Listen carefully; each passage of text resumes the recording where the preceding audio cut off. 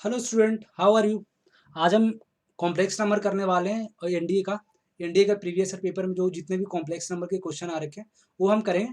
वैसे मैंने सारे क्वेश्चन तो लिए नहीं है, मैंने 2018 के मोस्ट ऑफ द क्वेश्चन लिए और 2018 में काफ़ी अच्छे क्वेश्चन देखे मैंने। उसके बेसिस पे हम क्वेश्चन करेंगे आज, और वो क्वेश्चन काफ़ी अच्छे हैं और काफ़ी इंटरेस्टिंग भी है।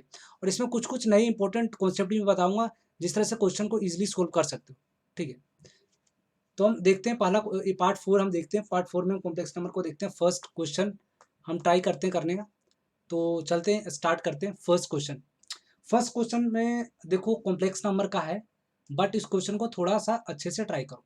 ठीक, इसने बोला क्या, the number of non zero integral solution of this equation 1 - 2 iota की पावर एक्स का मोड का पावर एक्स इक्वल्स टू 5 की पावर एक्स। इसको बोला सोल्व करने के लिए ये दोनों राइट और लेफ्ट कब इक्वल्स हो गए, फॉर एक्स। ठीक है, क्या उसी एक्स की वैल्यू है जिसपे ये दोनों बराबर हो जाए। मतलब एक्स की वैल्यू निकालूं, बट वो एक चीज और दे रखा है इसने, non zero integral solution, zero को छोड़कर। ठीक है, क्या कभी हो सकता है कि जीरो को छोड़कर और कितने सॉल्यूशन है ये पूछ रहा है। तो देखते हैं, 1 - 2 आयोटा का मोड है ना, इक्वल टू 5 की पावर एक्स, यही है ना। अब मुझे पता है a प्लस आयोटा b का मोड जो होता है under root of a square plus b square होता है। अगर इस कॉन्सेप्ट को यूज करता हूँ तो मैं लिख सकता हूँ इसको अंडर रूट ऑफ 1 का स्क्वायर माइनस 2 का स्क्वायर इक्वल्स टू 5 की power x. It means 1 plus में 4 इक्वल्स टू 5 की पावर एक्स की पावर एक्स।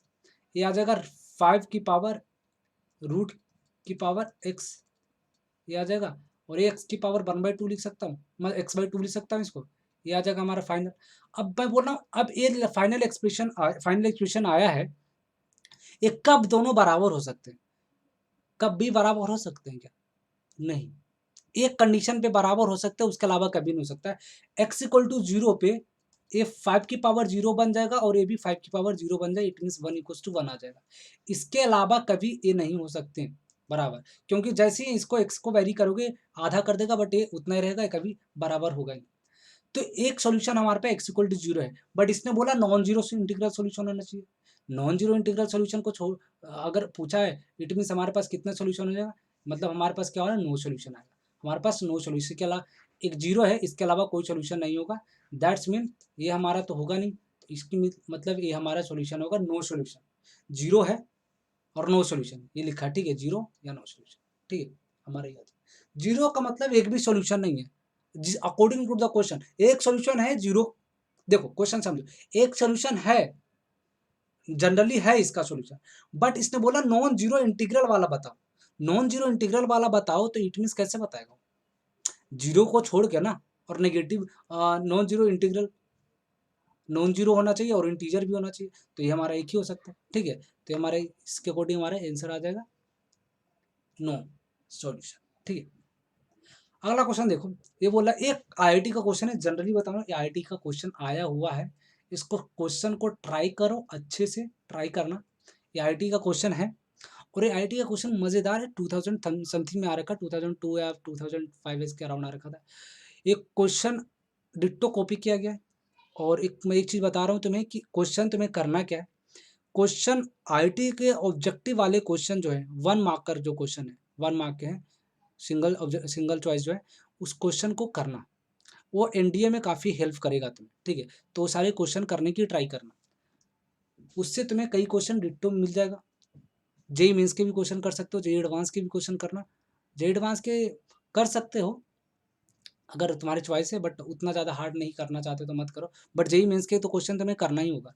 ठीक है, वन मार्क वाले। ठीक है, मतलब 1 मार्क ही आता है तो वो तो करना ही, सारे ही करना पड़ेगा। फिर इन्हें ब्लैंक्स छोड़ सकते हो, बट कर लेना वो भी, क्योंकि कॉन्सेप्ट तो उससे ही बिल्ड होगा ही। ठीक है, अब देखो, ये बोला कि मोड अल्फा इक्वल्स टू 1 है, y mod alpha equals to 1 है। इट मीन्स अगर मोड अल्फा का स्क्वायर भी 1 होगा, स्क्वायरिंग बोथ साइड करने पे ये आ जाएगा। ठीक है, तो अल्फा मुझे पता है मोड जेड का स्क्वायर 1 है, मोड जेड का स्क्वायर को लिख सकता हूँ जेड जेड बार, ये लिख सकता हूँ ना। उसके अकॉर्डिंग अल्फा को अल्फा बार लिख सकता हूँ, और अल्फा को 1/अल्फा बार लिख सकता हूँ।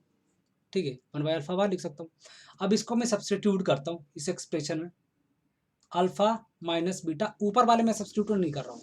ठीक है, अल्फा को मैं क्या लिख रहा हूँ, 1/अल्फा बार और इंटू बीटा बार। इसको मैं लिखूंगा अल्फा इंटू बीटा और अल्फा बार माइनस बीटा बार, और ये आ जाएगा ऊपर में अल्फा बार, ये आ जाएगा। मुझे पता है mode Z1 into Z2 into Z3 क्या होता है, mode Z1 mode Z2 mode Z3 ये लिखते हैं ना, और एक और होता है डिवीजन वाला, मोड Z1 अपोन में मोड Z2। ये दोनों कॉन्सेप्ट को फिर वापस लगाऊंगा, इसको लिख सकता हूँ क्या, alpha minus beta into alpha bar, ये पहले मैंने लगा दिया mod of alpha bar minus beta bar, ये आ गया।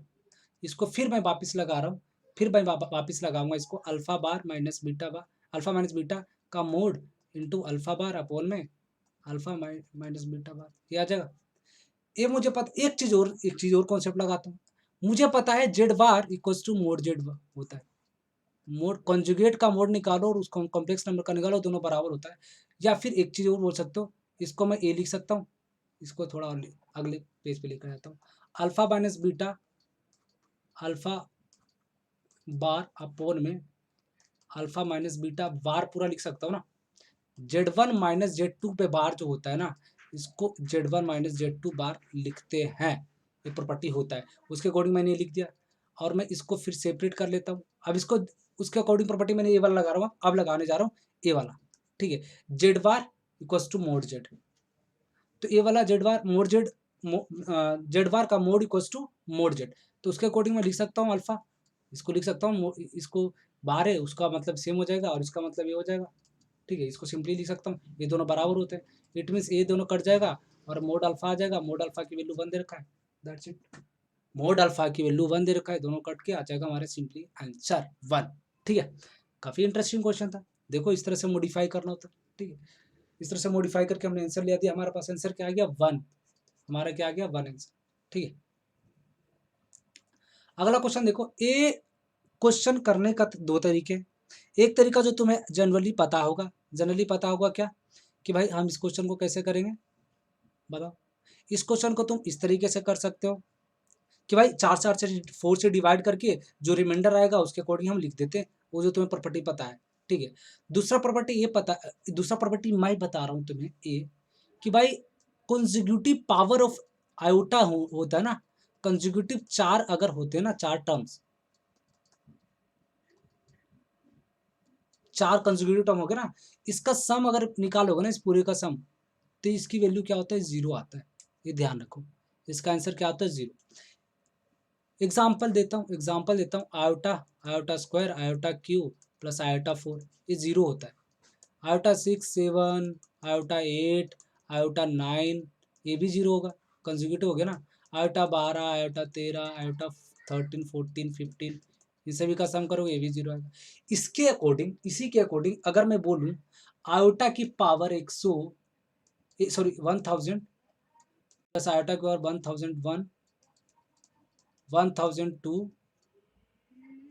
आयोटा 1003, इसका आंसर क्या आ जाएगा, 0 आ जाएगा, सिंपली खत्म, सिंपल, इसका मतलब क्या आ जाएगा आंसर हमारा 0, ठीक। अगला देखते हैं, ये हमारा क्वेश्चन है, हमारे में पोलर वाला कॉन्सेप्ट तुम्हें पता होना चाहिए कि अगर कोई भी कॉम्प्लेक्स नंबर जेड है, कोई कॉम्प्लेक्स नंबर, हमारा क्वेश्चन है मॉडुलस एम्पलीट्यूड इसका निकालना है, मॉडुलस एम्पलीट्यूड ऑफ इतना वेयर मोड जेड जो भी है पोलर फॉर्म में कन्वर्ट कर लो बस उसको, mod z equal to a plus iota b होता है, या फिर बोल सकते हो z equal to x plus iota y होता है, तो इसको पोलर फॉर्म में लिखते हैं, तो लिखते हैं हम mode Z cos theta plus iota sine theta, ये लिखते हैं ना, तो बस निकालो, पहले इसका मोड जेड निकालो, मोड निकालो तो कितना, अंडर रूट ऑफ मैग्नीट्यूड का अंडर रूट 3 का होल स्क्वायर प्लस 1 का स्क्वायर, इसका मतलब √4 इक्वल्स टू 2 आ गया, ठीक है, मतलब मोड जेड 1 आ गया, मोड जेड क्या 2 आया, इसका मतलब ये हमारा हो सकता है, ये हमारा आंसर तो हो नहीं सकता, मतलब ये हो सकता है या फिर ये हो सकता है, क्योंकि मोड जेड हमारा यहाँ 2 है, 4 यहाँ पे दे रखा, दैट्स वाई हमारा COD तो कैंसिल आउट हो जाएगा। अगला हम देखते हैं, तो बाकी अब अल्फा एक जगह π/3 और एक जगह π/6 है थीटा, तो भाई पहले अल्फा निकालते हैं, tan inverse mod by x निकालते हैं ना, तो tan इनवर्स, ये तो हमारा फर्स्ट क्वाड्रेंट में, that's why alpha equals to theta हो जाएगा, तो tan इनवर्स बाई एक्स क्या होगा, बाई क्या है 1, एक्स क्या है √3, it means theta equals to या अल्फा इक्वल्स टू जो भी लिख सकते हो, दोनों बराबर है। तो tan इनवर्स 1/√3 क्या होता है? 30 डिग्री। 30 मतलब π/6। इट मीन्स इसकी वैल्यू क्या आ जाएगा? इसकी वैल्यू 2 cos π/6 आयोटा साइन π/6 की फॉर्म में मैं लिख सकता हूँ। दैट गिवन कॉम्प्लेक्स नंबर, ठीक है, पोलर फॉर्म में इस तरह से लिख सकता हूँ, खत्म। ठीक है, इसका मतलब हमारा आंसर क्या आ जाएगा? बी आंसर आएगा। ठीक है, π/6। ठीक है, बी हमारा आंसर आ जाएगा। अगला क्वेश्चन, सेम क्वेश्चन जो हमने प्रीवियस क्वेश्चन किया, वो वाला क्वेश्चन के अकॉर्डिंग देखो। इसमें थोड़ा सा इसमें ये काम है करना कि तुम्हें करना पड़ेगा एक चीज़ कि भाई ये तो ज़्यादा ही डार्क हो गया है। देखो मैं बोल रहा हूँ कि समेशन का प्रॉपर्टी के अकॉर्डिंग, छोड़ो समेशन प्रॉपर्टी तो बाद में लगाऊंगा, पहले मैं इस क्वेश्चन को देख लूँ। आयोटा की पावर n कॉमन ले लूँ क्या? ले लिया मैंने। आयोटा की पावर n कॉमन ले लिया। आयोटा की पावर कॉमन लेने के बाद ये तो तुम्हारा कांस्टेंट हो गया ना, इसको मैं बाहर निकाल लेता हूँ। ठीक है, तो बाहर निकाल देता हूँ according to property of iota. Iota की प्रॉपर्टी अगर a of f of n है, एफ ऑफ आई और आई इक्वल्स टू समथिंग होता है, तो ये हमारा बाहर आ जाता है, ये प्रॉपर्टी होता है ना, तो इससे एक अकॉर्डिंग हम निकाल देते हैं। तो आयोटा +1 आ गया। अब देखो आयोटा की सॉरी यहाँ पे एन है, एन इक्वल्स टू 2 से 11 है, तो आयोटा +1 यहाँ से पुट कर दो। 2 पुट करो तो 2 आ जाएगा, 3 पुट करो तो 3 आ जाएगा, 4 पुट करोगे तो 4 आ जाएगा, 5 आ जाएगा, 6 आएगा, 7 आएगा, फिर 8 आएगा, फिर 9 आएगा, फिर 10 आ जाएगा, 11 आ जाएगा, फिर 12 आ जाएगा। सॉरी 12 तो आएगा नहीं, 11 तक है ना, बस।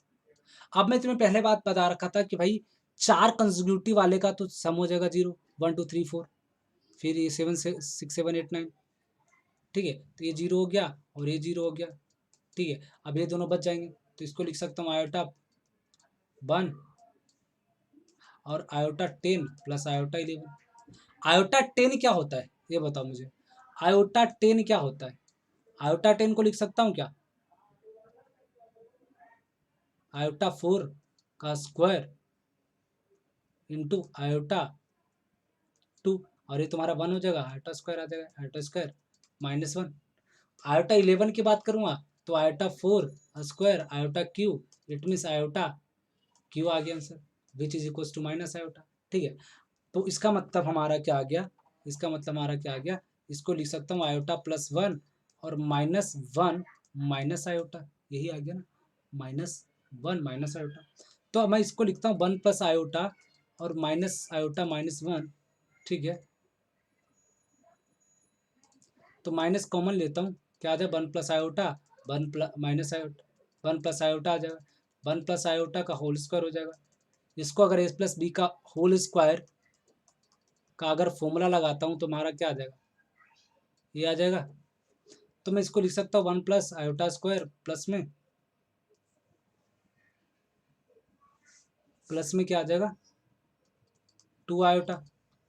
ठीक है, ये आयोटा स्क्वायर -1 होगा, ये +1, तो ये कट जाएगा और यहाँ पे माइनस आ ही रहा है, ये -2 आयोटा आंसर आ जाएगा फाइनल, -2 आयोटा फाइनल आंसर आ जाएगा। ठीक है, इजी क्वेश्चन था, कुछ नहीं करना, बट ये वाला कॉन्सेप्ट यहाँ पे ध्यान रखना कि 4 कंसेक्यूटिव वाले हैं, 4 कंसेक्यूटिव है, 0 हो जाएगा, उसके बाद हम ये काम कर लेंगे। दूसरा तरीका ये भी कि तुम्हारा जीपी वाला वो लगा सकते हो, जीपी वाला फॉर्मूला लगा सकते हो, उस तरीके से भी कर सकते हो। ठीक है, तो मेरे को इजी ये लगा, इसलिए मैं इस तरीके से कर दिया।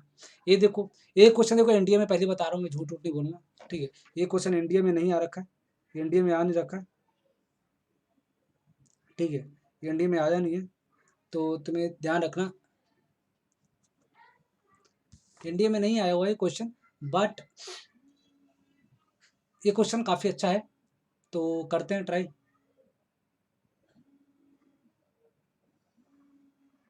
तो देखो ये क्वेश्चन अगर हमारे पास ये है, अगर ये हमारे पास क्वेश्चन है, तो मैं आयोटा के वर्ड 36 39 और 1 में आयोटा के वर्ड 69 है, यही तो है।